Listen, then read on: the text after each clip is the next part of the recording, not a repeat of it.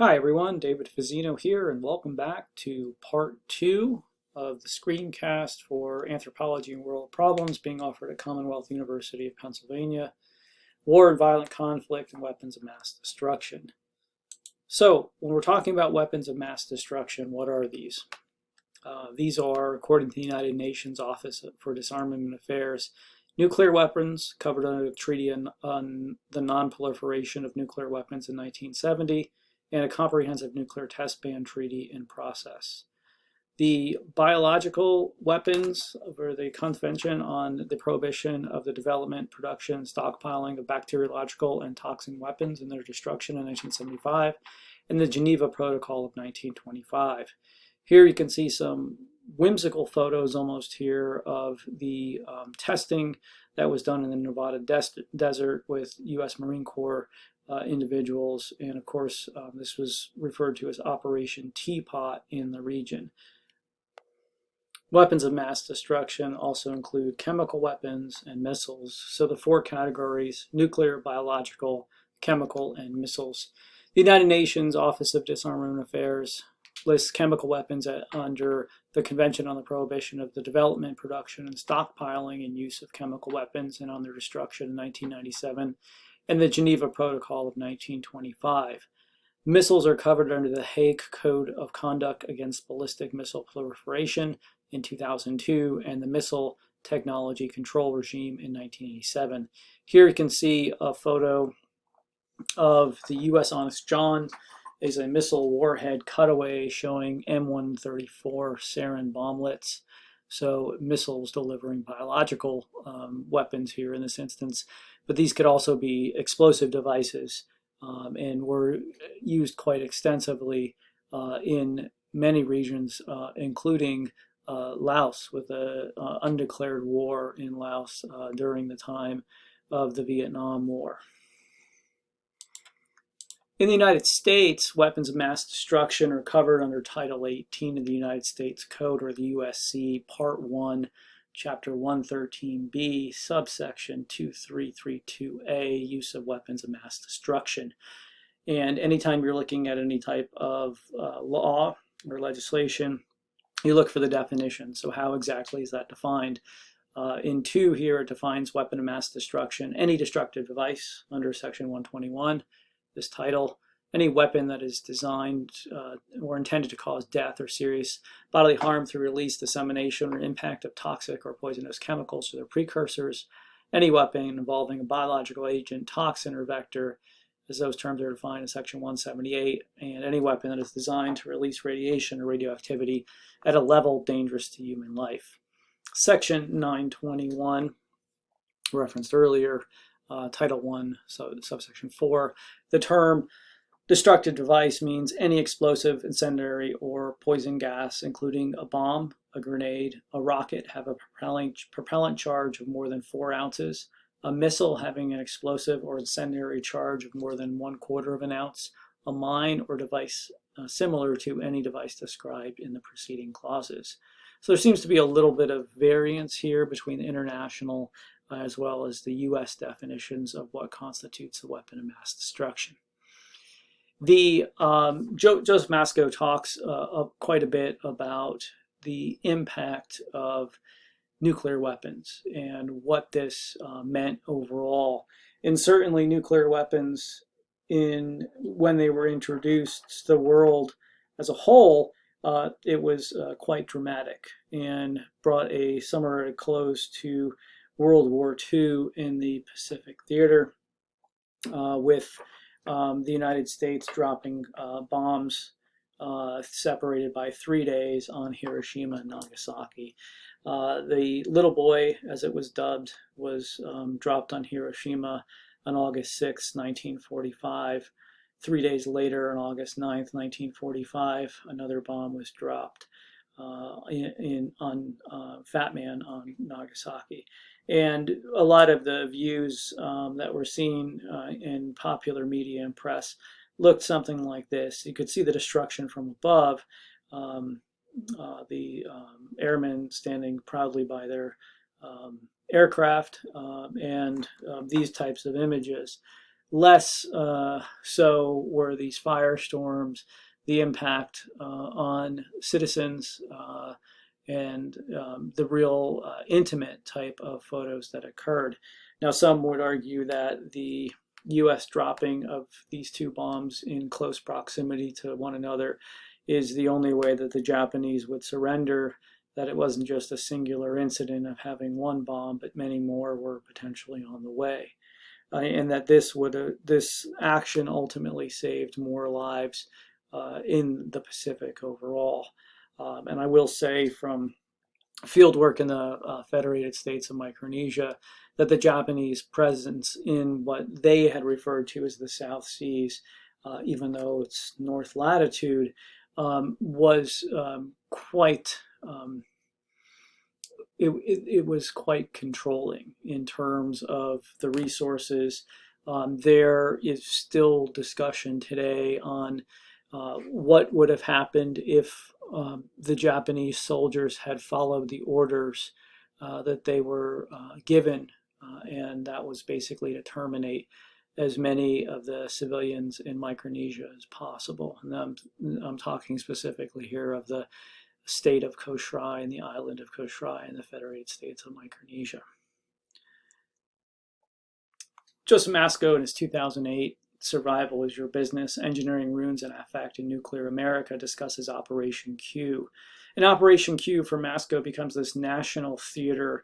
This weird, fantastic city is basically constructed in the middle of nowhere and blown up. The intent is to show what the impacts of the bomb would be on everyday aspects of middle-class white suburban life. So 150 industrial associations participated in essentially building this fake city or fake town. You might be familiar with pop cultural references to this. Indiana Jones jumping in the refrigerator and being blasted across the desert would be one. Nuketown and Nuketown 2025 in the Call of Duty franchise, video game franchise, would be other pop culture aspects where this has been brought into, reintroduced into memory, if you will. But of course, at the time, this was big news. And the Civil Defense Authority basically wanted to create this bomb-proof society. And they were concerned with documenting the impact of nuclear war. And so the mannequins were displayed in middle-class suburban white homes with their JCPenney clothes on. And after the bomb went off, they went on tour. So these mannequins were brought from Operation Q in the Nevada desert, and they toured around the United States. Demonstrating their nuclear Sunday best, if you will. This was re-released in 1964, and Masco really questions, what's the intent of releasing this? This is the height of the Cold War. The Cuban Missile Crisis is right around the corner, and the tension between this former Soviet Union and the United States was quite high. That's what we're referring to when we refer to the Cold War, essentially a series of proxy wars fought throughout the globe by the United States and the former Soviet Union. So this gets re-released in 1964 when the weapons are 600 times more powerful. Essentially, this would, completely obliterate this town. There would be no mannequins to move around. In talking to my parents about this, they remember very clearly hiding under the desks. And I think I was also under the desk at a time or two. But the futility of that what became more and more apparent over time. And today, of course, we have these preparation type of drills for some type of individual, an intruder, or an active shooter situation in a school. But this was also big business, as Masco highlights, this idea of preparedness and the idea that everyone had to protect themselves and look out for themselves. So, you could see, duck and cover exercises. You can still see some of these fallout shelters. that are in towns across the United States. You can see the little nuclear symbol on it, the fallout shelter symbol. And then the provisions were being stockpiled. Individuals in their backyard were, creating these bunkers. And of course, today we have the doomsday preppers as a derivative of this. Masco highlights Project East River in 1952 that dealt with the emotional management of citizens. And what was the concern here is that if the Soviet bombs were to start falling on U.S. cities, we would see a breakdown in U.S. cities along the lines of class and race. Like this was at a boiling point in 1952. So there was this idea of how to control this potentially. The color-coded system that we have today for terrorism, when you go on a plane or the TSA, this was first proposed by Project East River. So a recycling of these ideas in terms of color coding and risk.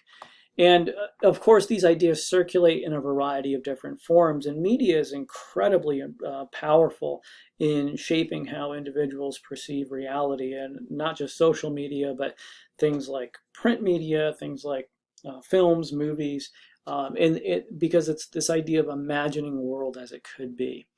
In 1983, the most watched television program of all time up until that point was a made-for-TV film called The Day After.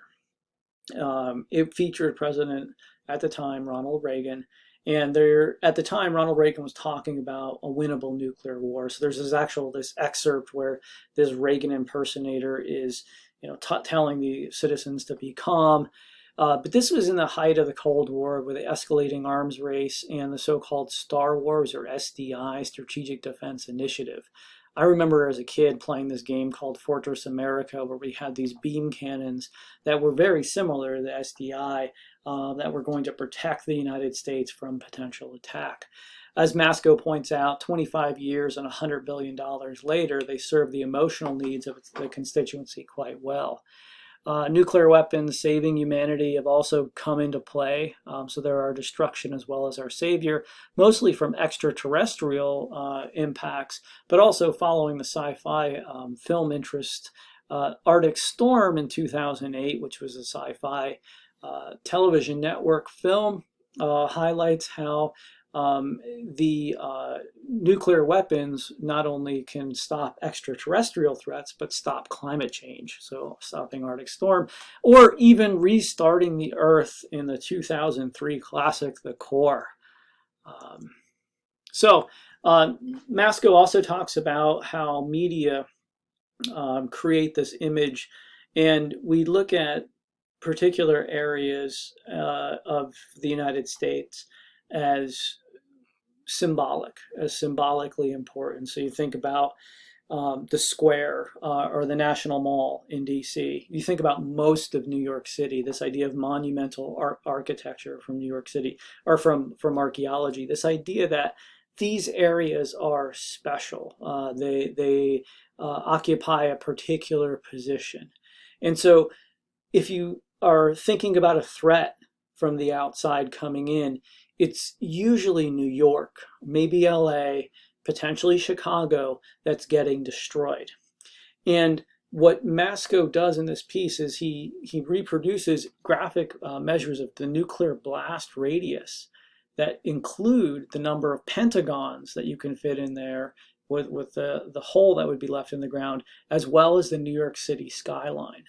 So of course, we've seen New York City destroyed so many times, including the World Trade Center, the Twin Towers by Cookie Monster here in 1976. So a number of different renditions of New York being destroyed, again, by something, because it is so incredibly symbolically important.